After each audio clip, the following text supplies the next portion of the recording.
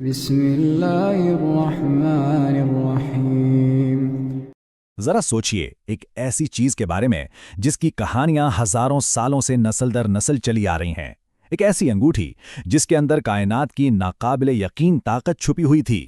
کیا واقعی یہ ایک انگوٹھی پوری دنیا پر حکومت کر سکتی ہے؟ یہ سوال سن کر فوراً ذہن فینٹیسی کی دنیا میں چلا جاتا ہے نا؟ لیکن اگر میں یہ کہوں کہ یہ خیال کسی جدید کہانی سے نہیں بلکہ ایک بہت ہی پرانی اور گہری روایت سے نکلا ہے تو؟ اچھا، ذرا ان دونوں میں فرق دیکھیے۔ ایک طرف ہے حضرت سلیمان کی مہر جو جنت سے ملا ایک تحفہ تھی، خدائی اختیار کی نشانی، اور دوسری طرف لارڈ آف دا رنگز کی ون رنگ، ایک آتش فشاں کی آگ میں بنی جو پہننے والے کو ہی خراب کر دیتی ہے، اسے تباہ کر دیتی ہے۔ ایک طاقت روشنی سے جڑی ہے، دوسری تاریکی سے، اور یہی نکتہ اس داستان کو اتنا گہرا بناتا ہے۔ تو چلیے اس کہانی کے بالکل مرکز میں اترتے ہیں۔ ہم بات کر رہے ہیں ایک ایسی انگوٹھی کی جسے شاید تاریخ کی سب سے بڑی طاقت کا ذریعہ مانا جاتا تھا۔ اسے کہتے ہیں مہر سلیمان۔ روایت کے مطابق یہ اللہ کی طرف سے ایک ایسا تحفہ تھا جس نے بادشاہ سلیمان کو ایسی طاقتیں دیں جن کا ہم اور آپ سوچ بھی نہیں سکتے۔ جنوں پر حکمرانی، جانوروں سے بات چیت، اور تو اور ہواؤں کا رخ موڑ دینے کی صلاحیت۔ تو سوال یہ ہے کہ آخر اتنی طاقتور چیز آئی کہاں سے؟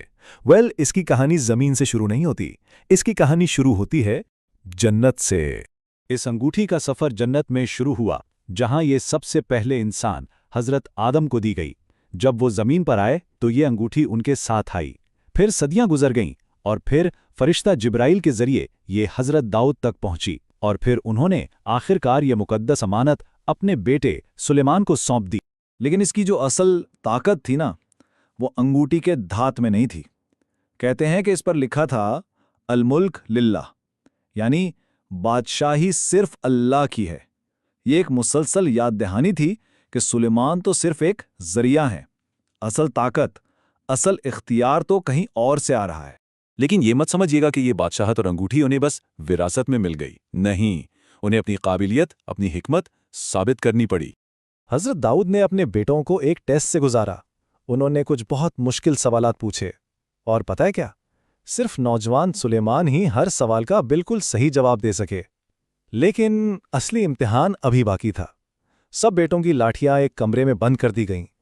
اگلی صبح صرف سلیمان کی لاٹھی پر معجزاتی طور پر پتے اگائے تھے۔ اس نشانی کے بعد کسی کو کوئی شک نہیں رہا، سب نے انہیں ہی حقیقی وارث مان لیا۔ اور سب سے حیران کرنے والی بات، جب حضرت سلیمان نے یہ سب ٹیسٹ پاس کیے اور بادشاہ بنے تو ان کی عمر تھی صرف 12 سال۔ تو جب ان سے پوچھا گیا کہ اتنی حکمت، اتنی سمجھداری کہاں سے آئی، تو ان کا جواب سن کر سب حیران رہ گئے۔ انہوں نے کہا، سچ کہوں تو مجھے خود جوابات نہیں پتا تھے۔ وہاں ایک چیوٹی تھی، اس نے میرے کان میں صحیح جواب بتایا، اور یہ پہلا اشارہ تھا ان کے جانوروں کی دنیا سے خاص تعلق۔ اب اس انگوٹھی کی طاقت کے ساتھ حضرت سلیمان نے ایک ایسی سلطنت قائم کی جیسی تاریخ نے نہ پہلے کبھی دیکھی نہ بعد میں۔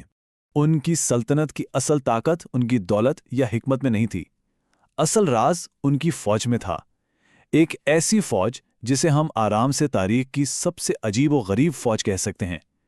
ایک ایسی قوت جو انسانی سمجھ سے بالکل باہر تھی۔ ذرا تصور تو کیجئے، سامنے انسانی گھڑ سوار ہیں، ان کے ساتھ ساتھ زمین کے سب سے خطرناک جانور شیر اور چیتے چل رہے ہیں، اور ان سب کے گرد نظر نہ آنے والے جن ان کی حفاظت کر رہے ہیں۔ اوپر آسمان میں عقاب اور پرندے دشمن پر نظر رکھے ہوئے ہیں۔ یہ صرف ایک آرمی نہیں تھی، یہ زمین اور آسمان کی ملی جلی طاقت تھی۔ اور دولت اتنی زیادہ تھی کہ کہتے ہیں سونا چاندی پتھروں کی طرح عام ہو گیا تھا۔ جنات سمندر کی تہہ سے موتی نکال کر لاتے، اور زمین کے سینے سے ہیرے جواہرات۔ اس سلطنت کی جو انفرادیت ہے نا، وہ حضرت سلیمان کی اپنی دعا میں ہے۔ انہوں نے دعا مانگی تھی، اے میرے رب، مجھے ایسی بات چاہیے دے جو میرے بعد اور کسی کو نہ ملے۔ لیکن ہر طاقت کا امتحان ہوتا ہے، اور جلد ہی اس طاقت کا بھی امتحان ہونے والا تھا۔ دور ایک ملک سے ایک ملکہ جو سورج کی پوجا کرتی تھیں، ان کے سامنے آنے والی تھیں۔ تو حضرت سلیمان نے اپنے دربار میں ایک ایسا چیلنج رکھا جو سننے میں بالکل ناممکن تھا۔ انہوں نے پوچھا، تم میں سے کون ہے جو اس ملکہ کے یہاں پہنچنے سے پہلے اس کا تخت یہاں لے آئے؟ اور جواب ایک ایسے عالم کی طرف سے آیا جس کے پاس خاص علم تھا۔ اس نے کہا، میں اسے آپ کی آنکھ جھپکنے سے بھی پہلے یہاں لے آؤں گا، اور اس سے پہلے کہ کوئی کچھ سمجھ پاتا، ملکہ سبا کا وہ عظیم الشان تخت ان کے سامنے موجود تھا۔ یہ شاید اس انگوٹھی کی طاقت کا سب سے بڑا، سب سے واضح مظاہرہ تھا۔ لیکن ہر عروج کے بعد زوال ہے۔ اب ہم کہانی کے اس حصے کی طرف چلتے ہیں جہاں بادشاہ کی وفات، انگوٹھی کے غائب ہونے اور اس کی ہمیشہ رہنے والی میراث کا ذکر ہے۔ حضرت سلیمان کی وفات بھی ان کی زندگی کی طرح ہی غیر معمولی تھی۔ وہ اپنی لاٹھی کا سہارا لیے کھڑے تھے جب ان کا انتقال ہوا، لیکن ان کا جسم گرا نہیں، ویسے ہی کھڑا رہا مہینوں تک۔ جنات یہی سمجھتے رہے کہ بادشاہ زندہ ہیں اور ان پر نظر رکھے ہوئے ہیں، اور وہ اپنا کام کرتے رہے۔ پھر ایک چھوٹی سی دیمک نے آہستہ آہستہ اس لکڑی کی لاٹھی کو اندر سے کھوکھلا کرنا شروع کر دیا۔ جب لاٹھی ٹوٹی اور جسم زمین پر گرا، تب جا کر یہ راز کھلا کہ بادشاہ کو تو گزرے ایک عرصہ ہو چکا تھا۔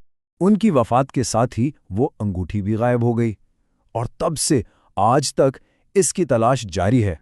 لیکن کچھ روایات کہتی ہیں کہ کہانی یہاں ختم نہیں ہوئی۔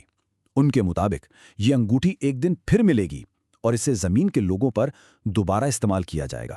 یہ بات اس داستان کو ایک زندہ معمہ، ایک لیونگ مسٹری بنا دیتی ہے۔